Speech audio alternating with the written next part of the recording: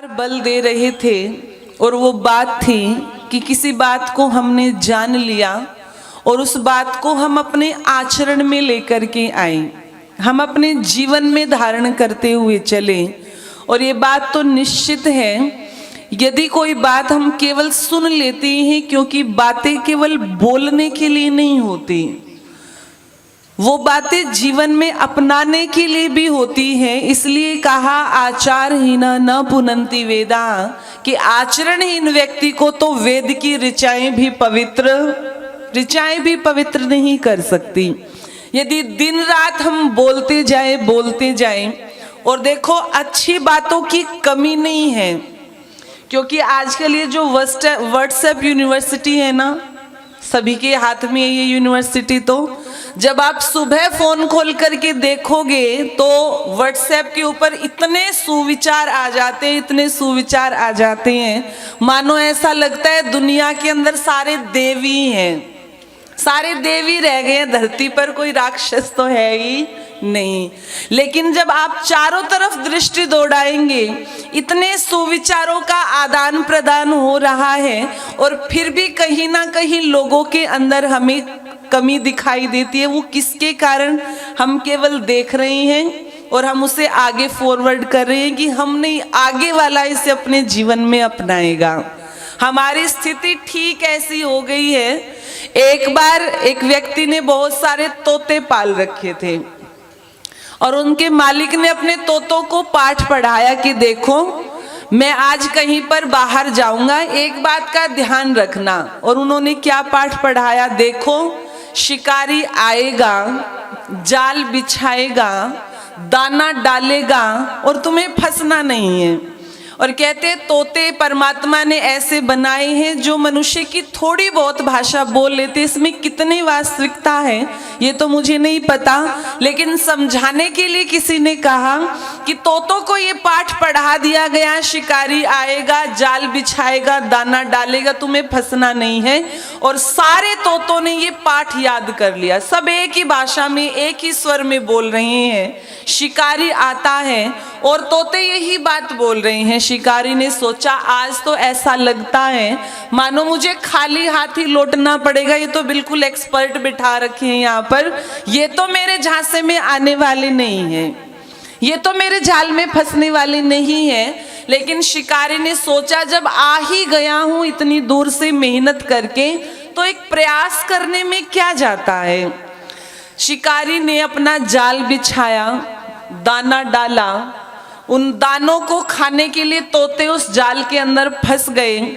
शिकारी उन सारे के सारे तोतों को अपने कंधे के ऊपर डाल करके लेकर के जा रहा है, और तोते फिर भी बोल रहे हैं शिकारी आएगा, जाल बिछाएगा, दाना डालेगा और हमें फंसना नहीं है। हमारी और आपकी स्थिति भी ऐसी नहीं होनी चाहिए, ऐसी नहीं होनी चाहिए। और देखो, जिन लोगों ने जाना, माना नहीं, मानना बाद में आता है, पहले होता है जानना। जिन्होंने जाना और बाद में माना, फिर अपने जीवन के अंदर वो बड़े से बड़े कष्टों को भी पार कर जाते हैं। आज व्यक्ति जानता नहीं है, आज व्यक्ति मानता है। और कितना मानता है आप ये सोच करके देखो। जो व्यक्ति दुनिया के सामने, अब वही जैसे पूज्याचार्य जी कह रहे थे ना कि जैसे ही मंच पर आर्य समाजी बैठते हैं ये खंडन शुरू कर देते हैं, लेकिन कहते हैं ना कि जीवित मक्खी खाई भी कैसे जा सकती है, उसको निगला भी कैसे जा सकता है। पूरी दुनिया के सामने आज एक व्यक्ति ऐसे हैं जो बहुत ज्यादा फेमस है, आपने उनका नाम सुना होगा, बागेश्वर धाम का, सोशल मीडिया के माध्यम से जो सबका पर्चा लिखते हैं और तालियां बजा बजा करके सबको आगे का बता देते हैं, है ना। जिनके सामने लाखों लाखों करोड़ों लोग, जो व्यक्ति दुनिया के सामने ये बात कह रहा है कि यदि मेरी कथा करवानी है तो मुझे 1 करोड़ तो चाहिए ही चाहिए।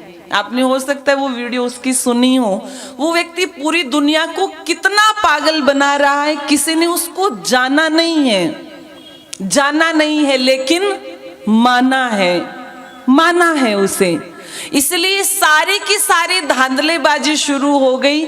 हम केवल और केवल धर्म के नाम पर, जिस धर्म की चर्चा पूज्याचार्य जी कर रहे थे, लोगों को पता है कि ये हिंदू कौम ऐसी है कि यदि धर्म का ठप्पा लगा दिया जाएगा तो इसे हम जाल में कैसे भी फंसा सकते हैं, कैसे भी फंसा सकते, और हमें फंसाया जा रहा है। इसलिए निवेदन कर रही थी, मानने से पहले जानना जरूरी होता है। वो घटना जो महात्मा बुद्ध जी के जीवन में आती है, जब उन्होंने देखा यज्ञ के अंदर बलि दी जा रही है और पूछा ये क्यों दी जा रही है, तो कहा वेदों में लिखा है इसलिए दी जा रही है। तो 1 मिनट में कह दिया यदि वेदों में लिखा है तो मैं ऐसे वेदों को नहीं मानता। नास्तिकता का प्रचार कर दिया, नास्तिक बना दिया लोगों को। और यही सेम बात, यही सेम कहानी ऋषि दयानंद जी के सामने भी आई कि यज्ञ के अंदर पशुओं को क्यों डाला जा रहा है, तो कहा वेदों में लिखा है। तो ऋषि दयानंद ने कहा लाइए वेद, कौन से वेद में लिखा है और कहाँ लिखा है, कहाँ लिखा है। वहां पर कह दिया तो मान लिया। एक बार भी महात्मा बुद्ध जी ने ये नहीं सोचा कि मैं ये जानने का प्रयास करूं कहाँ लिखा है और किसने लिखा है। लेकिन ऋषि दयानंद ने कहा तो केवल माना नहीं, ऋषि दयानंद ने जानने का प्रयास किया, जानने की कोशिश की। इसलिए सबसे ज्यादा हम ईश्वर ईश्वर ईश्वर करते रहते हैं, सबसे ज्यादा हम मानते रहते हैं। कोई भी गलत काम करते हैं तो ये सोचते हैं कहीं ना कहीं आ जाता है कि परमात्मा देख रहा होगा। लेकिन क्या हमने वैसे जाना जिस मंत्र की व्याख्या की जा रही थी कि वो परमात्मा सब जगह व्याप्त है, कण कण में व्याप्त है। यदि अच्छा कर रहे हैं तो भी देख रहा है और बुरा कर रहे हैं तो भी देख रहा है। हमने ये तो जाना अच्छा करते हैं तो वो परमात्मा देखता है और बुरा करते हैं तो वो अंधा हो जाता है, क्या है ना? बुरा करते हैं तो वो अंधा हो जाता है। लेकिन हमने इसकी पहली बात को तो जान भी लिया और मान भी लिया, लेकिन उसकी दूसरी बात को ना जाना और ना माना। यदि हम इन बातों को पहले जानते और बाद में मानते तो फिर शायद परिस्थितियां कुछ और होती। फिर कोई भी लाल चटनी खिला के, हरी चटनी खिला के हमें बेवकूफ ना बना रहा होता। फिर कोई भी अपनी गोद में बैठा करके लाखों लाखों के आशीर्वाद ना दे रहा होता। ये अलग अलग लोगों ने जो धारणाएं बनाई फिर ये ना चल रही होती, फिर ये नहीं चल रही होती। इसलिए मैं निवेदन कर दूं, हम उस व्यवस्था को लेकर के चलें, हम उस व्यवस्था को मान करके चलें जिस व्यवस्था के अनुसार ऋषि मुनि अपने जीवन को जीते आए।